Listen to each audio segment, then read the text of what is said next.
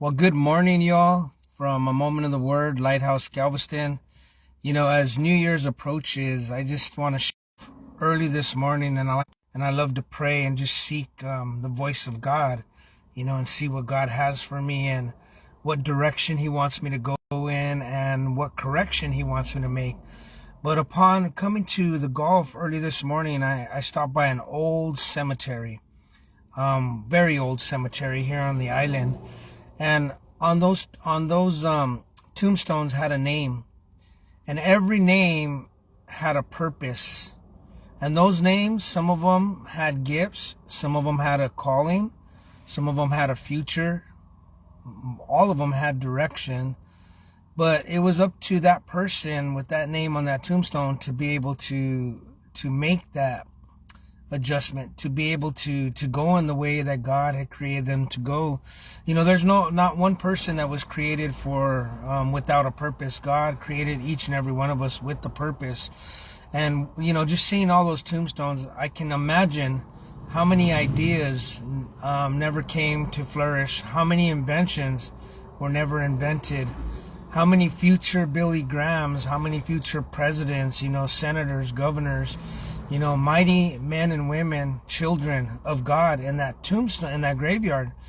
And God just reminded me again, that's exactly what a graveyard is. A graveyard is, either a time to rejoice because they are with their Father in heaven, or it's a time to be sad because they never made it there. And that graveyard is where the bones are dead. Once the person goes in the ground, there's only two places he can go, heaven or hell. And I was looking at all those names. I kind of stopped early this morning and, kind of looked at them and just wondered how many of them received the call that you and I are hearing. You and I hear the call daily if we're alive and if we're breathing. We hear preachers, we hear evangelists, we hear ministers, people all around the world sharing the gospel of Jesus Christ. But my question is, how many of us kind of just turn a blind ear to that? And you can always gauge your relationship with God is how much of God is in you. And the more that God is inside of you is the more love that is going to resonate from you. You're not going to have time to hold grudges. You're not going to have time to allow the devil to give you thoughts, to assume, the worst in people. Because if you want to see the worst in people, look in the mirror and, you'll see the worst. But thank God that He is, He gave us redemption. He is a healing God. He is, the hands of the potter. He'll put us back together. And I'm watching these people walk the Gulf, and the waves today are real calm. It's a real pretty day this morning. But early this morning, you could hardly see what was in front of you. But my question is this: are we in that graveyard?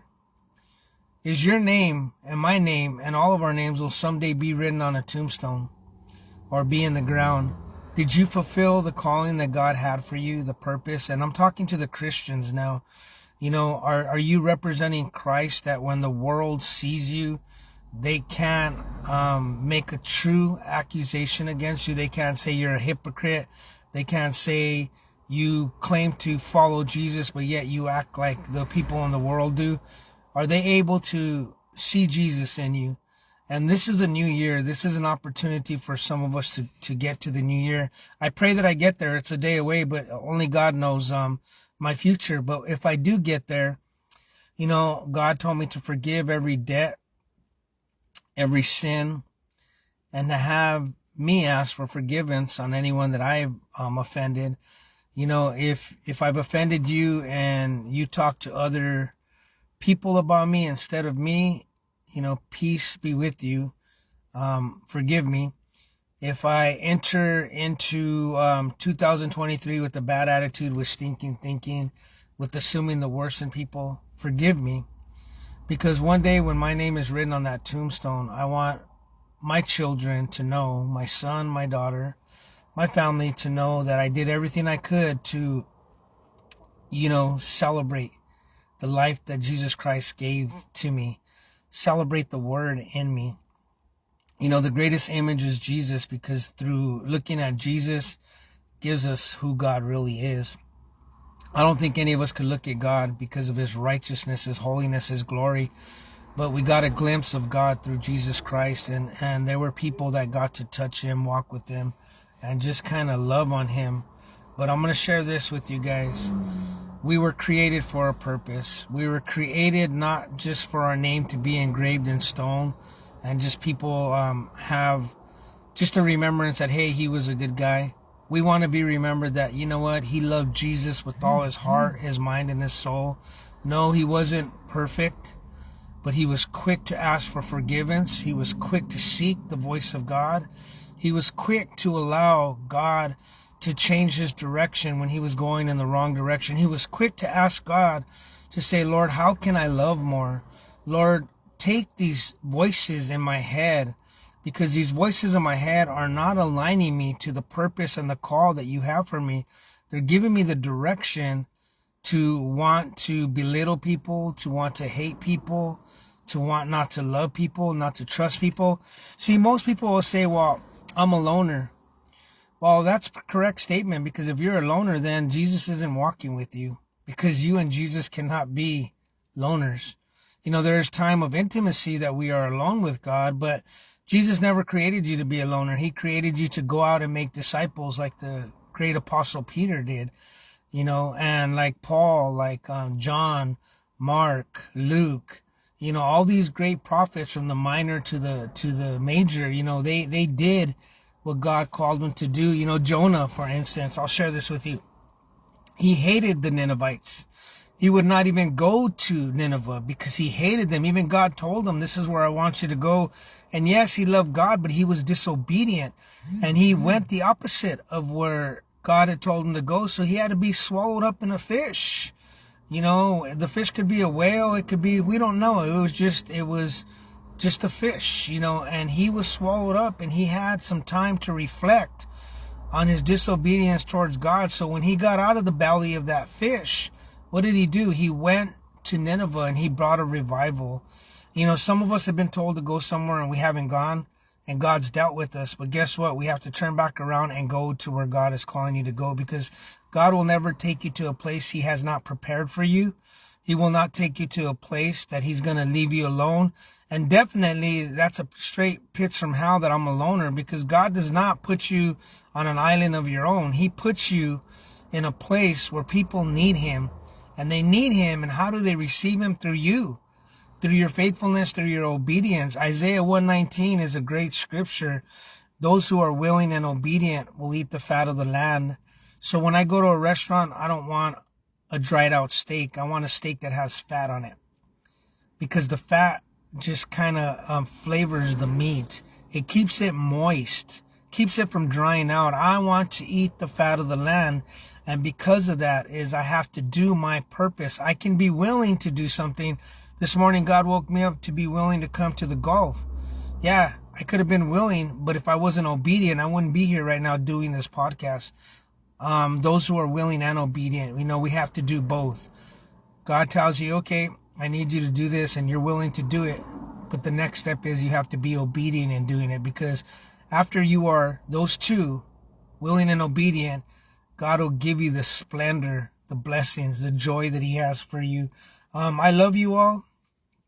You know, I pray for a happy, prosperous New Year's. I pray that, you know, we don't look at New Year's on more wealth. We look to New Year's as more growth, because the growth that you allow God to grow you in, the wealth will come along with the growth. And a lot of people think money. No, you could be a richest person with no money.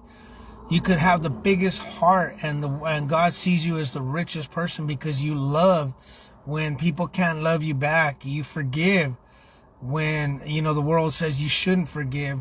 You know, you don't hold grudges on people, because the one that can hold a grudge, his name is Jesus Christ, and he chooses not to hold a grudge. So how dare us hold a grudge? You know, there are mighty relationships out there, you know, mighty men and women that the devil has come in between, you know, severed those relationships because one person is prideful, or maybe two people are prideful. Or, you know, maybe one person wants that relationship to be restored. The other one is just so bitter and ugly and angry in their heart that they don't want to restore that relationship. We need to bring back these relationships, because let me tell you something. Ask yourself this question. If you have a grudge with them here on earth, watch out, because if you make it to heaven, you're going to see them in heaven. So what do you got to say about that? You know, there was an old TV show that I used to watch, you know, where he used to say, "What you talking about, Willis?" That's exactly what you talking about. You know, what do you think about that? Tell me. Give me your input on that. Give me a false answer. You know, make something up. Create something. Use your imagination. Guess what? Get used to loving and forgiving people. Bring back several relationships. Let's love. I have several relationships that I am praying that God restores, because I want it to be restored. They may not want it to, but guess what? If it never gets restored here on earth, I can go to heaven and God can say, you know what? In your heart, you wanted that person to come back. And that's all that counts, is those words that come out of God's mouth. You wanted that relationship to be restored. So I close in this. I wish I could show you a picture. Maybe I can. Let me show you a picture of the Gulf. Look at how beautiful that is. That is the Gulf of Mexico. My goodness, Lord. What a beautiful, beautiful picture. You know, the picture is so beautiful as I zoom in. That's the hand of God moving, y'all. That is the hand of a mighty God moving on our behalf. Those waves come in, they go back out. They come in, they go back out. That's us as Christians.